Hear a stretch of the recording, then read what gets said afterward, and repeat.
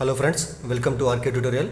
ఈరోజు మనము TET paper 1లో భాగంగా జనవరి 9, 2025 సంవత్సరంలో షిఫ్ట్ 2లో జరిగినటువంటి కొన్ని క్వశ్చన్లకు ఆన్సర్ చూద్దాం మనము. ఇదే షిఫ్ట్ 2లో జరిగినటువంటి కొన్ని క్వశ్చన్లకు ఆన్సర్ మనం ఇంతకుముందు వీడియోలో చూడడం జరిగింది. దాని పేరు పార్ట్ 1, పార్ట్ 2 అని ఉంటుంది అనమాట. కావాలంటే ఒకసారి చూడొచ్చు మీరు. ఇందులో మిగిలినటువంటి కొన్ని క్వశ్చన్లకు ఆన్సర్ చూద్దాం మనము. అందులో భాగంగా మొదటి క్వశ్చన్ ఏముందంటే 7/32 7/32 భిన్నాన్ని శాతంగా వ్యక్తపరిస్తే అన్నాడు ఇక్కడ. అందులో మొదటి ఆప్షన్ ఏముందంటే 2.1875%, సెకండ్ వన్ 0.21875%, థర్డ్ వన్ 21.875% అంట, ఫోర్త్ వన్ 218.75% అనమాట ఇది.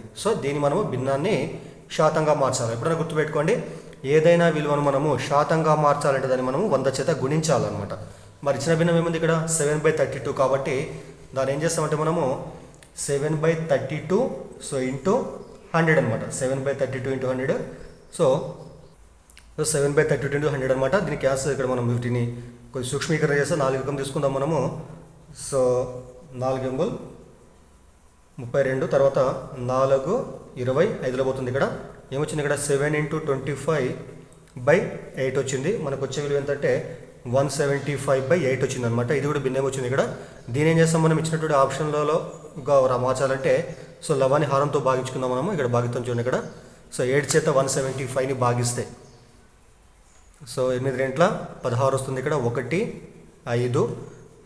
8 ఎక్కం 8. ఇక్కడ మనకు వచ్చే శేషం ఎంతంటే 7 ఉంటుంది. ఇక్కడ శేషం 7 మిగిలింది కాబట్టి నెక్స్ట్ ఏం చేస్తాం, ఇక్కడ పాయింట్ పెట్టేస్తాం. పాయింట్ పెడితే ఏమొస్తుంది, ఇక్కడ 0 వస్తుంది. ఇక్కడ 8 ఎంబుల్, ఒక నిమిషం, 8 ఎంబుల్ 64 ఇక్కడ. తర్వాత 6 వస్తుంది. తర్వాత మళ్ళీ పాయింట్కి మళ్ళీ 0 వస్తుంది ఇక్కడ. మళ్ళీ 8 ఏళ్ళ 56 ఇక్కడ. మనకు వచ్చేటువంటి శేషం అయితే 4 అనమాట. మళ్ళీ పాయింట్కి మళ్ళీ 0 వస్తుంది ఇక్కడ. 8 5 ఎంతంటే 40 అనమాట ఇక్కడ. శేషం మనకి 0 మిగిలింది చివరిలో. చివరిగా మనకు వచ్చేటువంటి శేషం ఎంతంటే 0 అనమాట. కాబట్టి 175/8ని మనము 8తో భాగిస్తే మనకు వచ్చే విలువ 170/8లో మనము 175ని 8తో భాగిస్తే మనకు వచ్చినటువంటి భాగఫలం ఎంతంటే 21.875 అనమాట. వీటి యొక్క మొత్తం విలువ ఎంతంటే 21.875 అనమాట. అంటే అర్థమైంది ఇక్కడ. 7/32ను మనము శాతంగా మారిస్తే మనకు వచ్చే విలువ ఏంటంటే 21.875% అనమాట. కాబట్టి దీంట్లో third option is correct option అవుతుంది. సెకండ్ క్వశ్చన్ చూడండి. సెకండ్ క్వశ్చన్ ఏమన్నంటే x + y = 18 మరియు x - y = 8 అయితే 2x + 3y - xy = ఎంత అన్నాడు ఇక్కడ. వీటి ఆప్షన్లు 14, -24, -16, 20 ఉన్నాడు ఇక్కడ. మనకి ఇచ్చినటువంటి కండిషన్ ఏమంటే x + y = 18, x - y = 8 అనమాట. దీని నుంచి మనం xy విలువలు కనుక్కుందాం మనము.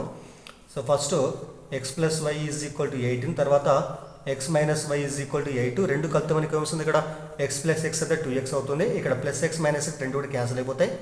అప్పుడు 18 + 8 ఎంత 26 అనమాట. 26 అయితే x ఏమవుతుంది, ఇప్పుడు x = 26. ఈ 2 ఇక్కడికి వస్తే భాగిస్తుంది కాబట్టి 26/2 అనమాట. 2 ఎక్కం 2 13. దిస్ ఈజ్ ఈక్వల్ 13 ఇక్కడ.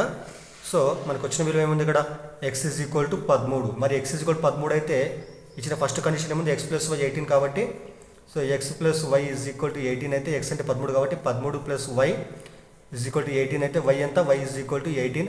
13 వదిలిపోతే -13 కాబట్టి y = 5 అనమాట. మనకు వచ్చినటువంటి విలువలు ఏమనంటే x = 13, తర్వాత y = 5 అనమాట. అయితే మనకి ఏం కావాలా, చూడండి మనకి దీని విలువ కావాలి. మనకి 2x + 3y - xy విలువ కావాలి మనకి. కాబట్టి 2x + 3y - xy విలువ కావాలి. కాబట్టి 2x అంటే అర్థమైంది 2 × x అనమాట. 2 × x విలువ ఎంత, ఇక్కడ 13కి సమానం అవుతుంది. ప్లస్ 3 × y అంటే ఎంత వచ్చింది మనకి 5 వచ్చింది కాబట్టి 5.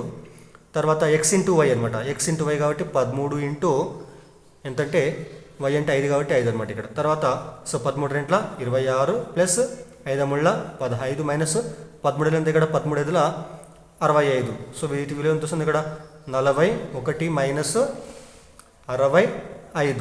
41లో 65 పోదు కాబట్టి ఏం చేస్తాం మనం మైనస్ రాసేసి 24 రాస్తాం అనమాట. కాబట్టి వీటి విలువ ఏంటంటే -24కి సమానం. ఇచ్చినటువంటి ఆప్షన్లో సెకండ్ ఆప్షన్ -24 అనేటువంటిది కరెక్ట్ ఆప్షన్ అవుతుంది అనమాట.